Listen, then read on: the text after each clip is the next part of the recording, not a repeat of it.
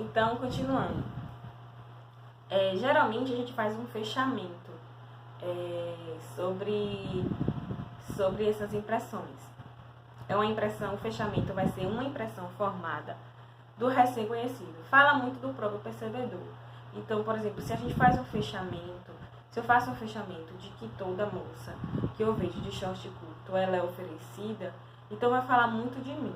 Então, vai perceber que eu tenho um preconceito, que eu fui ensinada a isso, que eu escutei muito isso dentro do meu, dentro das minhas relações sociais, dentro da minha casa, eu escutei isso, então, nossa, aquela família é uma família de pessoas tradicionais, muito recatada, então, tipo, vai falar muito sobre mim, porque eu faço um fechamento.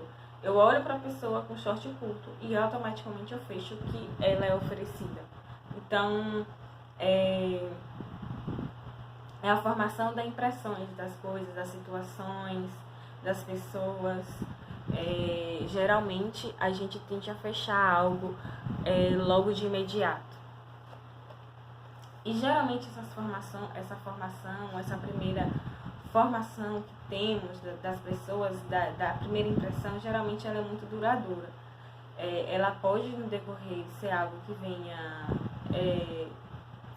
entrar. Com o tempo você vai conhecendo ela e isso vai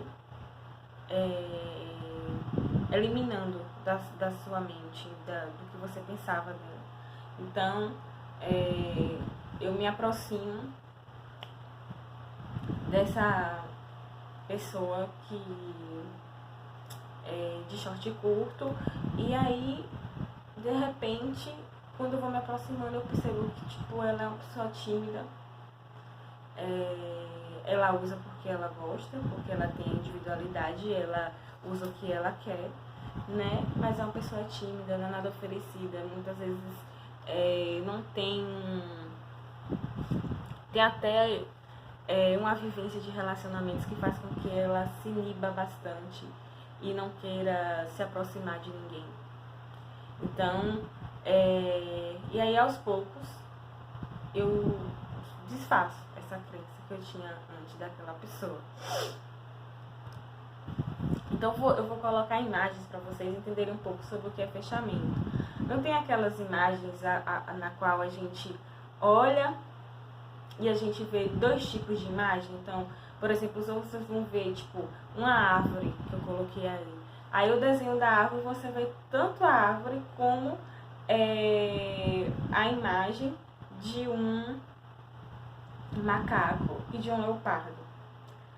Vocês vão ver também uma bola. Ela só tá os pontos pretos, mas automaticamente quando você olha, não tem as linhas ligando aqueles pontos pretos de uma bola. Mas quando você olha, você sabe que é uma bola porque o seu cérebro tem a capacidade de fechar que aquilo é uma bola. Duas pessoas juntas. Você olha que é duas pessoas, mas no meio dela tem um desenho de um vaso, né? De um vaso, pode ser de barro, ou então daquelas taças antigas de ouro. Então, é o que você vê e que você fecha. Aí, geralmente, tem pessoas que olham e não conseguem ver determinadas coisas. Por exemplo, esse da árvore tem o macaco e o leopardo. Mas embaixo tem uns desenhos que parecem dois peixes. Pode ser que eu não consiga enxergar um peixe, mas outras pessoas consigam enxergar. E todo juízo, ele tem uma exatidão. Ele pode ser exato, né? Um juízo de valor que você tenha sobre algo. Mas geralmente, esses juízos, ele tem uma identificação com as emoções. Então, primeiro a gente identifica as emoções. Temos 6 categorias de emoções. Então, a primeira está relacionada a amor, felicidade e júbilo. Então, geralmente você faz algum juízo relacionado a essa categoria de amor, felicidade e júbilo. O que é que você caracteriza como amor, como felicidade ou júbilo? Surpresa, medo, sofrimento. Medo e sofrimento está na mesma categoria. Quarto, cólera e determinação. Repulsa e desprezo. Na vida diária, parece que nós usamos o conhecimento do contexto social e físico de uma emoção para identificá-la, inclusive para conhecer as nossas próprias emoções. Então, a gente usa o contexto para identificar se aquilo é uma surpresa para a pessoa ou não, se a pessoa está com medo ou não. Nesse momento agora, quais são as emoções que a gente pode identificar? Medo, quais são as emoções que ela está apresentando, que você pode perceber que ela está ansiosa, né? Um isolamento da pessoa, um sofrimento, uma preocupação, uma agitação, um desprezo. Você vai usar o contexto para geralmente identificar essas emoções durante o dia a dia, durante suas vivências. E qual o grau de exatidão, né? Que a gente julga que aquilo é realmente determinada emoção. Geralmente tem emoções que a gente identifica aqui no nosso Brasil, que geralmente em outros países elas não existem, ou elas são de outras formas, ou existem outros tipos. Mas aqui, no caso, no nosso Brasil, como a gente tem certeza de que aquele daquela determinada situação, nossa percepção social está julgando que é algo exato, que aquela emoção está de forma exata, que geralmente ela está com júbilo, geralmente aquilo é amor, geralmente aquilo é uma felicidade. Que, por exemplo, um ator de novela ou uma atriz, ele sabe, ou então geralmente até no nosso dia a dia a gente encontra pessoas que sabem muito bem, ter esse poder de persuasão e que demonstram um comportamento para tentar persuadir, enganar as pessoas. Então, vamos dizer, o ator, a gente identifica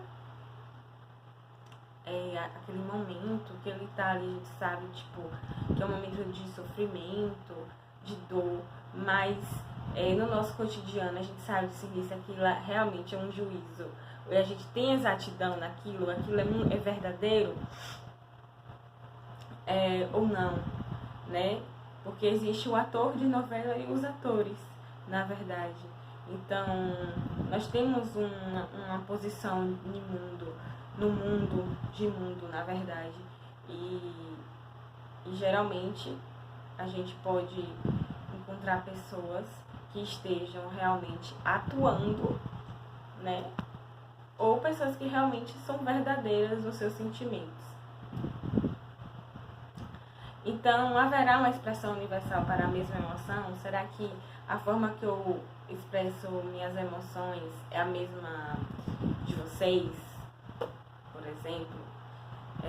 Ou a mesma expressão universal no sentido, será que as emoções no nosso cotidiano do Brasil é a mesma dos Estados Unidos, da Europa, da Ásia? Então, existe uma expressão universal? E as emoções, ela tem uma atribuição de causalidade. Existe uma causa porque eu demonstro a felicidade, existe uma causa para o sofrimento, existe a causa para a dor. Ela não necessariamente é algo que vem do nada, né? Tem algo por trás.